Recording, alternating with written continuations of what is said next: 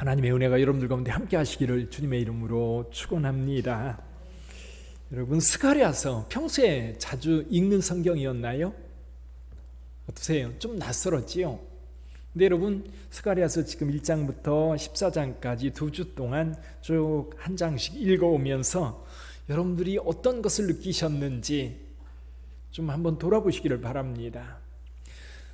사실 예언서도 그렇고 성경의 모든 성경은요, 그 성경이 기록되었던 시대적 배경이 있어요. 그 상황들이 있어요. 그 상황에서 어떤 내용들이 그려집니다. 예를 들면 호세아서 또는 아모스, 미가, 이사야, 에레미야, 그런 모든 성경들은, 또 에스겔 같은 경우도 마찬가지고요, 그 시대에 가지고 있는 문제, 그리고 그 시대 속에서 하나님께서 어떻게 그 백성들에게 말씀하시는지 여러분 먼저 그것을 알아야 돼요. 스가랴 같은 경우, 학개, 스가랴, 말라기는 그 시대가 분명합니다. 소선지서 12권 가운데 학개와 스가랴만큼 그 배경이 명확한 때가 많지 않아요. 어느 시대인지 막막하고 막연할 때가 많아요. 근데 학개나 스가랴는 지금 예루살렘으로 바벨론의 포로가 되었던 자들이 돌아왔습니다. 돌아오자마자 한 2년쯤 지났을 때 성전 건축을 시작하였지만 계속하지 못했어요. 이유가 뭐였지요? 주변 나라들이 방해를 해서, 특히 사마리아 지역 사람들이 적극적으로 방해를 했어요. 그래서 방해를 하니까 이제 유대인들이 성전을 짓다가 자기 일에 바쁜 거예요. 성전에 가서 일을 하려고 하니 일을 못하게 했고, 그러기를 1년, 2년, 3년, 4년, 5년, 6년, 7년, 8년, 9년, 16년이나 지났어요. 그러는 사이에 각자 자기 삶에 열심을 내어서 자기 삶을 살아갈 궁리에 빠져 있었던 겁니다. 그때 학개 선지자가 일어나서 선포합니다. 여러분, 여러분의 일을 열심히 하니까 수익이 있던가요? 포도농사를 지었는데 넉넉한가요? 곡식농사를 지었는데 풍성한가요? 돌이켜보니까 힘들었던 거예요. 열심히 일은 했는데 열매가 없는 거예요. 그러다 보니까 그들의 마음에도 공허함이 자리 잡고 있어요. 그래서 유대인들은 늘 마음속에 어떤 마음이 있었냐면, 성전을 건축하다가 멈춘 그것을 늘 보면서 한쪽에는 죄책감, 한쪽에는 뭘 해도 잘 안 되는 그것에 대한 부담감들이 있었어요. 그래서 학개 선지자가 일어나서 산에 올라가 나무를 베어다가 성전을 건축하라. 그럴 때 이제 스룹바벨과 예수아 두 지도자가 이 학개 선지자를 하나님의 선지자로, 그리고 학개가 전하는 말씀을 하나님의 말씀으로 받아서 그 말씀을 따르기 시작합니다. 그래서 선포되고 한 달쯤 지났을 때, 그러니까 그때까지 유대 백성들은 무슨 생각을 갖고 있었느냐면, 성전을 지을 때가 아직 안 됐나 보다. 스스로 변명을 하는 거예요. 스스로 지금 성전을 짓지 못하는 것에 대한 합리화를 하는 거지요. 아직 때가 아닌가 보다. 근데 학개 선지자는 말합니다. 지금이 그때라는 거예요. 지금이 그때라는 거예요. 근데 그래서 이제 하나님이 성전을 건축하라고 이야기하니까 그들이 모여서 성전 건축을 시작했어요. 하다 보니까 또 마음이 이렇게 좀 신이 나는 게 아니라 왠지 지으면서도, 일을 하면서도 부담이 되는 거예요. 내용을 보니까 이런 겁니다. 아이고, 이렇게 오죽잖게 지어지는 이 성전 다 지어진다고 한들 이것이 어떻게 하나님의 거룩한 성전으로서 기능을 다할 수 있을까? 그 이유는 세 가지 정도에 찾아볼 수 있었어요. 첫째는 솔로몬 성전을 봤던 사람들. 솔로몬 성전을 봤던 사람들은 솔로몬 성전이 굉장히 웅장하고 화려했었는데 그것보다 4분의 1 정도로 아주 작고 초라하게 지어지는 모습이 너무 가슴 아팠어요. 또 한편으로 생각해 보면 이 바벨론에 있을 때 에스겔 선지자가 앞으로 지어질 성전에 대해서 그림이 아주 멋지게 설계도가 나와 있었거든요. 대단합니다. 이 에스겔서 40장 이하를 보세요. 그 성전터, 성전 건물들 하나하나 그 규격 자체가 그대로 설계도면에 나와 있어. 그걸 생각해 보면 그 에스겔이 봤던 그 성전과 지금 짓고 있는 성전은 너무 다른 거예요. 또 한 가지는 이방 신전들을 봤던 것, 바벨론에 있는 이방 신전들이 얼마나 웅장하고 우람했을까요?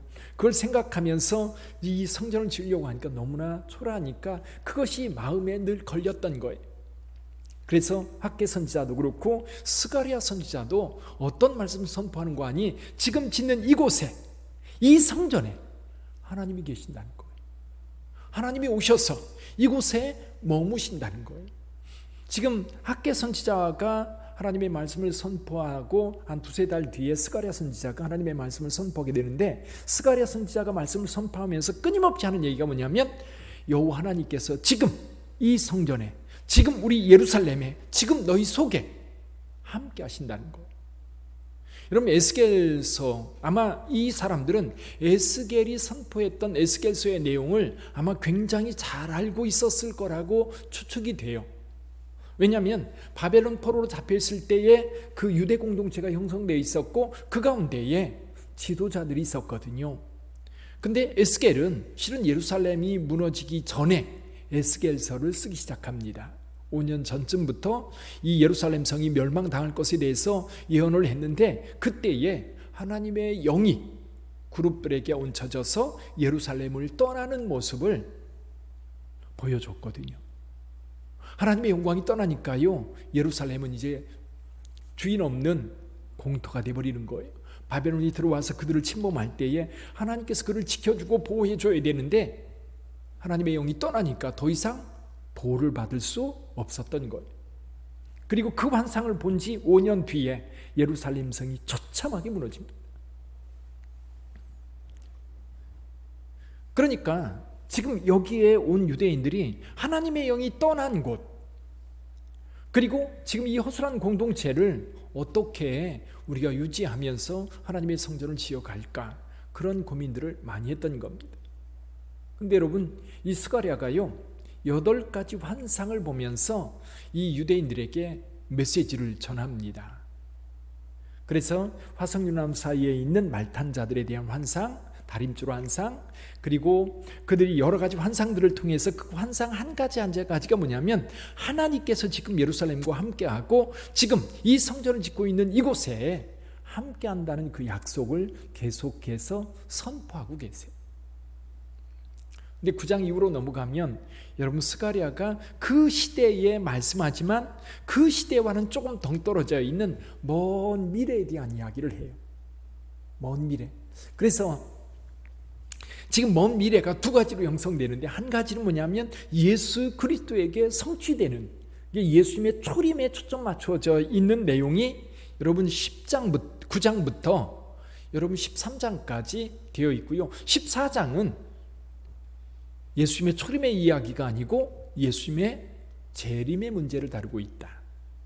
그래서 여기 9장부터 10장, 11장, 12장, 13장을 이렇게 보다 보면 여러분, 예수 사건에 예언되어져 있는 상황들이 굉장히 많아요. 그 중에 한 가지가 낙이 타고 예루살렘 성에 입성하는 메시아의 모습. 그래서 예수님은 여러분 그 9장 9절의 말씀의 성취를 위해서 실제로 나귀를 타고 예루살렘에 들어가십니다. 그러면서 이 스가랴서 9장 9절의 말씀을 선포해요.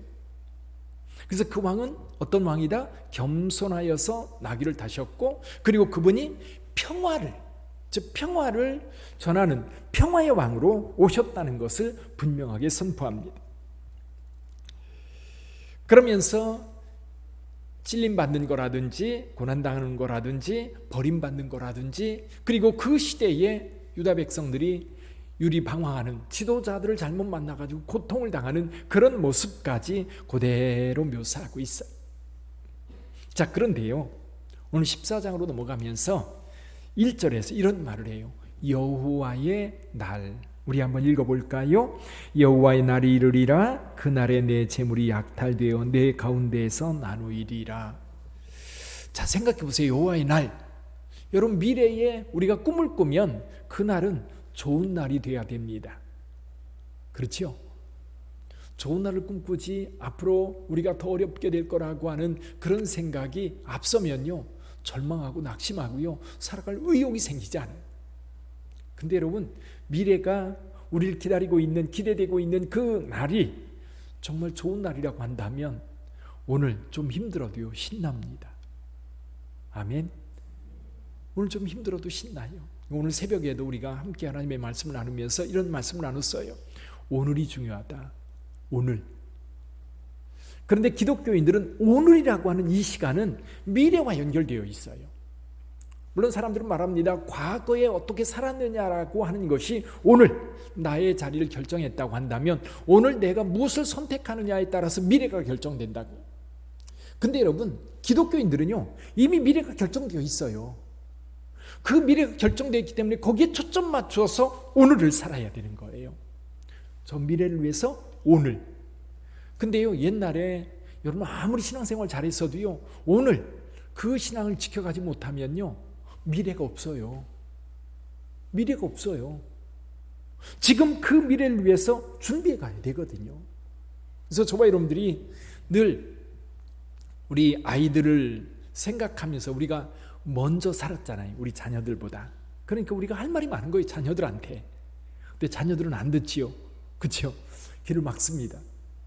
그래서 요즘에 꼰대라는 말을 많이 쓰잖아요. 꼰대. 말을 안 듣는 거예요. 근데 우리는 지금 살아왔기 때문에 그들의 미래가 어떨 거라고 하는 것을 생각하지만 기독교인의 입장에서 보면요, 그 미래는 분명한 거예요. 그런데 그 분명한 미래 속에 몇 가지 아이러니가 있어요. 그 중에 한 가지가 오늘 여기 1절, 2절에 나와 있는 3절까지 나와 있는 모습인데요. 그때 전쟁이 있을 거라는 거예요. 마지막 때 예수께서 재림하실 때에 혼란, 극심한 혼란이 일어날 텐데 이 주변에 많은 나라들이 몰려들어서 예루살렘을 치려고 할 거라는 거예요. 혼란스러운 날이 있을 거라는 거예요. 보세요. 2절도 같이 읽어볼까요? 2절 같이 읽어봅니다. 내가 이방 나라들을 모아 예루살렘과 싸우게 하리니 성읍이 함락되며 가옥이 약탈되며 부녀가 욕을 당하며 성읍 백성이 절반이나 사로잡혀 가려니와 남은 백성은 성읍에서 끊어지지 아니하리라.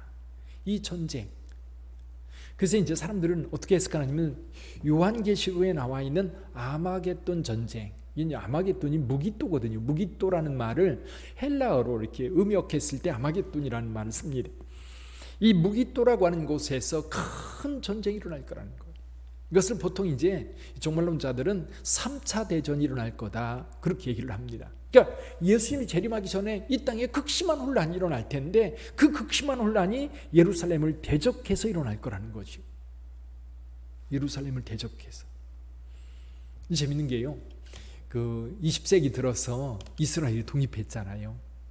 독립하고 독립전쟁을 비롯해서 유대인들이요, 이스라엘이 전쟁 많이 합니다.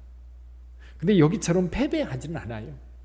독립전쟁, 6.1전쟁, 그 이후에도 이 전쟁이 수없이 일어나는데요, 유대인들은 한 번도 져본 적이 없어요. 어쩌면 그런 예루살렘을 점령하기 위해서 주변 나라들이 끊임없이 지금 도전하고 있는 그런 상황인데, 여러분 3절 한번 볼까요? 이런 극심한 혼란 가운데 예루살렘이 위기에 처해 있는데 3절 같이 읽어봅니다. 그때에 여호와께서 나가사 그 이방 나라들을 치시되 이왕의 전쟁 날에 싸운 것 같이 하시리라. 할렐루야. 여기 나간다라는 말이 있어요. 여호와께서 나가사. 나간다는 것은요, 지금 이런 생각해 보면 돼요. 다윗이 골리앗과 싸우기 위해서 나가는 모습을 상상하면 돼요. 자, 여호와 하나님께서 지금 유다 예루살렘에 많은 민족들이 몰려와서 전쟁을 하고 있는데 지금 예루살렘이 곤욕을 당하고 있는 거예요. 처참하게 지금 공격당하고 있는 건 모습을 보다가 하나님께서 일어나셔서 나가시는 거예요. 나가셔서 하나님께서 그날 예루살렘에 임하는데요, 그 모습이 굉장히 특이해요. 4절 같이 읽어봅니다. 4절 같이 읽어봅니다. 그날에 그의 발이 예루살렘 앞 곧 동쪽 감람산에 서실 것이요 감람산은 그 한가운데가 동서로 갈라져 매우 큰 골짜기가 되어서 산 절반은 북으로 절반은 남으로 옮기고. 지금 하나님께서 돌아오시는 거예요. 그러면 에스겔서를 보면요, 에스겔서 10장 11장을 보면 그 영광이 예루살렘을 떠나는 장면이 있어요. 이제 그룹 천사들이 있어가지고 예루살렘이 워낙 이제 우상 숭배 그 악함. 에스겔서에 보면 에스겔을 하나님께서 그를 저 바벨론에 있는 거기에서 그를 들어서 환상 중에 예루살렘에 와서 그 모습을 보게 해요. 담무스라고 하는 신을 위해서 여인들이 애통하고 우는 모습이 있고, 성전 안에 들어가 보니까 벽이 이렇게 있는데 그 벽에 이 방이 하나 있는데 그 안에 들어가 봤더니 거기에 온갖 우상 짐승들의 그림들이 있고, 그리고 성전에 들어가 봤더니 제사장들이 동쪽 해 뜨는 쪽을 향해서 그 태양에게 절하는 모습을 에스겔이 봅니다. 그런 모습들을 보여주면서 하나님의 영이 이 그룹 천사에게 이제 올려져서 예루살렘을 떠나는데요. 성전에서 성전문 동쪽으로 나옵니다. 그리고 이 그룹 천사가 성전으로 해서 예루살렘을 떠나는데 어디로 가느냐면 동편에 있는 감람산으로 올라가서 거기서 하늘로 떠나요. 하나님의 영이 떠난 거예요. 근데 에스겔서에 보면 그 하나님의 영이 다시 동쪽 감람산을 통해서 예루살렘으로 돌아옵니다. 근데 여러분, 오늘 여기 본문의 말씀에서도 감람산 쪽으로 이제 여호와께서 메시아가 이제 오게 되는데, 여러분 지금 그 모습을 한번 상상해 보세요. 예루살렘 쪽에서 여러분 감람산 한번 보셨어요? 아마 그 칼리칸투 예수 베드로 통곡교회 있죠. 베드로 통곡교회에서 보면 이 동편에 감람산이 쫙 펼쳐져 있는 것을 한눈에 볼 거예요. 아니면 감람산에서 보면 감람산 전망대에서 이렇게 내려다보면 예루살렘 그 올드시티가 한눈에 내려다보여요. 이게 이 동편을 남북으로 쭉 가로막고 있는 것이 이제 감람산인데, 이게 동서로 갈라진다는 거예요. 쫙 갈라져 가지고 반은 북쪽으로 쭉 밀려 올라가고 반은 남쪽으로 쭉 밀려 올라가서 예루살렘 성이 있는 그 동쪽 편으로 큰 계곡이 형성되는 거예요. 큰 도로. 그 뻥 뚫린 고속도로 생각하면 될 것 같아요. 산을 깎아가지고 고속도로가 나는 모습을 생각해 보면 아마 이해가 될 것 같아요. 자, 그곳에 여호와 하나님 메시아가 딱 서게 되는데, 아까 이 예루살렘 성읍에서 절반이나 사로잡혀 갔다고 그랬지요. 남은 백성들이 있습니다. 남은 백성들이 성읍에서 끊어지지 않는다 있는데, 이들이 어디로 도망가요? 이 골짜기 하나님께서 임하시는 그곳으로 다 도망을 갑니다. 근데 그 도망가는 모습이 어떻다고요? 우시아 때의 큰 지진을 피하여 도망갈 것처럼 그렇게 급하게 누구한테로? 동편에 서신 메시아인 여호와에게로 맞이해서 그 여호와와 함께 예루살렘에 다시 들어오는 거예요. 그래서 여러분, 예루살렘에 가보면요, 예루살렘 동편 감람산 서쪽 기슭이, 그러니까 예루살렘 성이 바로 내려다보이는 그곳에 온통 무덤에 공동묘지 보셨죠? 다 석관으로 되어 있고 그 위에 돌들이 있는데, 돌들이 많은 석관일수록 유명한 사람이라고 그래요. 그 이름을 기억하는 사람이 많은 사람들이 거기에 이제 돌을 얹어 놓는 거죠. 그들이 왜 예루살렘 동편에 이렇게 무덤을 썼느냐면, 하나님께서 다시 오실 때에 동쪽으로 올 거거든요. 그래서 모세도요, 남쪽으로 아랏이라든지 아니면 지중해 변을 따라서 가나안 땅을 들어오지 않고 저 동편 암몬 모압 지역이 사는 그곳으로부터 요단강 건너서 동쪽으로 들어옵니다. 예수님도 그랬어요. 어디로 와요? 예수님도요, 사마리아 산지나 아니면 저 지중해를 통해서 예루살렘에 오지 않고요, 요단 계곡을 따라 여리고까지 와서 여리고에서 예루살렘으로 올라와요. 동쪽에서 오는 거예요. 그게 여기 이 말씀과 연결이 되어 있어요. 동편으로 온다. 자, 이렇게 해서 메시아가 임하면 6절, 그날에는 빛이 없겠고 광명한 것들이 떠날 것이라 여호와께서 하시는 한 날이 있으리니 낮도 아니요 밤도 아니라 어두워갈 때에 빛이 있으리라. 자, 여기 특징이 몇 가지가 나오죠. 첫째는 메시아가 임하는 날입니다. 임하면 이제 뒤에도 나옵니다마는 예루살렘을 치러 온 모든 백성들이 어때요? 하나님께로부터 큰 화를 받을 거예요. 어디 나오는 12절 이하에 나와요. 12절 같이 읽어봅니다. 예루살렘을 친 모든 백성에게 여호와께서 내리실 재앙은 이러하니 곧 섰을 때에 그들의 살이 썩으며 그들의 눈동자가 눈구멍 속에서 썩으며 그들의 혀가 입 속에서 썩을 것이요, 그날에 여호와께서 그들을 크게 요란하게 하시리니 피차 손으로 붙잡으며 피차 손을 들어 칠 것이라. 큰 재앙이 임하게 되는 거죠. 자, 그때 살아남은 자들은 예루살렘에 올라와서 하나님을 예배할 거다, 이렇게 말씀하고 있어요. 16절에 보면요, 그들이 여호와께 경배하며 초막절을 지킨다라는 말이 나와요. 초막절을 지킨다. 여러분, 이단들 가운데요, 이단 가운데 6월절을 지켜야 구원받는다라고 하는 사람들이 있어요. 어딘 줄 아세요? 하나님의 교회, 안상우 하나님의 교회는 6월절을 지키지 않으면 구원 못 받는데요. 그래서 그 사람들은 지금 그런데요, 전에는 큰 체육관 빌려가지고 6월절 되면요, 거기서 6월절 행사를 했어요. 6월절을 지킬 거면요, 양 잡아서 제대로 해야 돼요. 그래야 구원 받는지 말는지 할 텐데, 그런 건 안 하고 지켜야 된다라고만 해요. 이게 사람들이 이런 성경들을 가지고 잘 알지 못하면 마지막 때 6월절을 지켜야 된다 그러면 성도들이 혹해가지고 거기 6월절 지키기 위해서 거기 가는 그런 어리석은 자들이 많아요. 근데 초막절 지켜야 된다고 하는 사람도 있어요. 초막절을 지켜야 구원받는다. 여기 보면 초막절을 안 지키면 어떻게 돼요? 하나님의 재앙을 만든다고 그랬어요. 누구냐면요, 요즘 이름을 좀 바꿨어요. 예루살렘 중심교회. 들어보셨어요? 예루살렘 중심교회, 예수 중심교회. 예수 중심교회. 그게 이초석이라고 하는 분 혹시 들어보셨지요? 여기 그 어디죠? 거기 인천의 저쪽 배다리 쪽에, 혹시 인천에 사시는 분들은 잘 아실 텐데, 거기에 그 언덕 위에 큰 건물들이 지금은 없어진 것 같아요.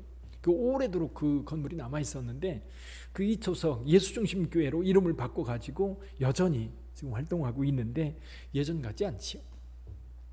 초막절을 지켜야 구원 받는다는 거예요. 초막절 지키지 않으면 여기 저주받는다고 이 말씀을 가지고 이야기를 하는 거예요. 근데 여기서 초막절을 지킨다라고 하는 의미가 뭘까요? 초막절 때 여러분, 그 이제 가나안 땅에 정착을 하면서 초막절의 의미 가운데 한 가지 추가되는 게 있는데, 수장절이에요. 수장절. 그게 뭐냐면 과일들, 포도, 무화과, 그리고 야자, 대추야자 같은 경우요, 그런 석류, 이런 과일들을 추수해서 저장하는 절기가 이때거든요. 그래서 이때가요, 굉장히 풍요로운 때이기도 해요. 기쁨이 있는 때이기도 해요. 하나님의 축복의 때이기도 하고요. 근데 여기를 지키러 오지 않는 사람들은 이 비가 그쳐서 여러분 가뭄의 재앙이 있을 거라고 여기 10절에서 말씀합니다. 거기 17절 18절에서 말씀하고 있어요. 자, 정리해 볼까요? 예수님께서 마지막 때 재림하실 때에 어떠한 특징들이 나타나는지, 예수께서 재림하셔서 오실 때에 예루살렘을 치러 올라왔던 모든 이방 나라들은 벌을 받게 되고 저주를 받게 될 겁니다. 그리고 일부의 남은 사람들은 어떻게 돼요? 일부의 남은 사람들은 예루살렘에 올라와서 하나님을 예배하는 자가 될 겁니다. 또 한 가지 특징이 있어요. 여기 8절을 한번 볼까요? 8절 같이 읽어봅니다. 그날의 생수가 예루살렘에서 솟아나서 절반은 동해로 절반은 서해로 흐를 것이라. 여름에도 겨울에도 그러하리라. 여러분, 에스겔서 47장을 보면요, 이 셈이 어디서 나와요? 어디서 나와요? 제단 문지방에서부터 흘러나와요. 제단 문지방이 어디입니까? 이 안에 지성소가 있고 성소가 있는데, 그 제단을 들어가는 그 문지방에서 물이 이렇게 솔솔솔 나오는데, 그래서 어떤 교회 보니까요, 이게 이제 시골 교회인데 뒤가 산이에요. 냇가를 아예 냇물을 교회로 건축을 하면서 들어오게 해가지고 요 가운데로 이 물이 흐르도록 그렇게 설계한 교회가 있다고 그래요. 그래서 물이 흘러가는, 이제 생수가 흘러가는 것을 상징적으로 보여주는 거지요. 근데 여기 이제 이 에스겔서에서 나오는 이 성전에서 흘러나오는 그 물이 동쪽으로 성전에서 나와가지고 쭉 예루살렘을 통과해서 예루살렘 동쪽 성벽에 밑으로 스며들어가지고 계곡 기드론 골짜기로 나가가지고 그 골짜기에서 다시 남쪽으로 꺾여서 사해바다로 흘러가서 그 지역을 전부 다 살리는 그런 샘물로 묘사되고 있어요. 그 마찬가지입니다. 여기서도 예루살렘에서 솟아나는 이 생수가 흘러서 동쪽과 서쪽 모든 지역으로 흘러가게 되는데, 이거는요 모든 사람들을 살리는 말씀이기도 해요. 그리고 이 말씀이 흘러가는 곳마다 생명들이 살아나는 거죠. 그런데 여기 여름에도 겨울에도 라는 말이 있어요. 보통은 이스라엘은 우기가 겨울입니다. 겨울에 비가 많이 오고요. 여름에 한 4월쯤 되면 비가 딱 그치고 나면 한 방울도 내리지 않아요. 근데 여름에도 이 물이 샘물이 풍성하게 흘러날 것을 말씀하고 있어요. 저는 스가랴서를 읽으면서 우리 빛된 교회도 여러분 이 주님이 오시는 그날에 대한 사모함이 간절했으면 좋겠어요. 여러분 그날에 대한 사모함. 얼마 전에 목사님들을 만났는데요. 목사님들이 이제 신방을 가면 연초마다 나이 많으신 권사님들이 자기 기도 제목을 얘기한대요. 저도 예전에 이제 연세 많이 드신 분들 90 넘으신 분들이 신방 가면 저한테 그래요. 목사님 저를 위해서 기도해 주세요. 제 기도 제목이 있어요. 권사님 뭔데요? 올해는 꼭 천국 가게 해주세요. 올해는 꼭 천국 가게 해주세요. 올해 꼭 가고 싶어요. 근데 저한테 늘 가기만 신방 가기만 하면 그렇게 말씀하시던 그 권사님 그 이후로도 5년이나 더 사셨어요. 금방 하나님 앞에 부름받을 것처럼 그러는데 그래서 소원이 그거예요. 좀 자다가 그냥 가는. 근데 한 권사님이 나이가 그때 당시 96세인가 되셨어요. 이분이 강남에서부터 버스를 타고 교회를 다니시는 거예요.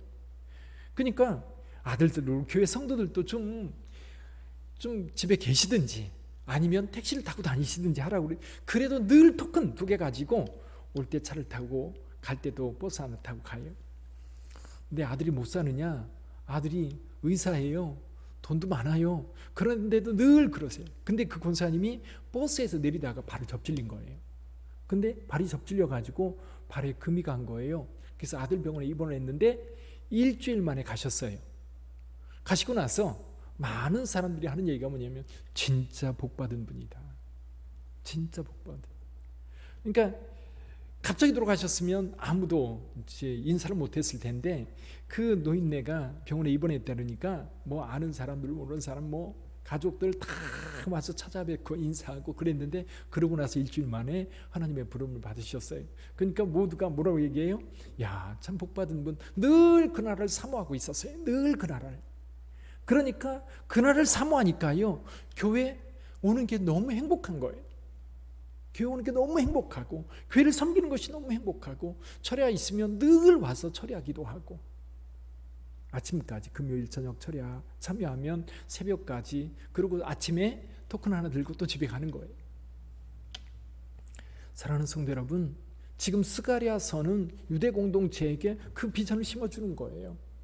마지막 때 지금 우리가 보호 죽지 않고 변변치 못하고 보호받지도 못하는 것처럼 보이지만 여호와 하나님께서 우리와 함께하고 계시고 그래서 이 성전 건축을 완성하게 할 뿐만 아니라 우리는 이 성전 건축으로 끝나는 게 아니라는 거예요. 우리에게는 먼 미래에 메시아가 오실 텐데 그때를 늘 바라보면서 오늘 이겨야 되는 거예요. 승리해야 되는 거예요. 저와 여러분들의 믿음이 흔들림 없이 하나님 앞에 나아갈 수 있기를 주님의 이름으로 축원합니다. 기도하겠습니다.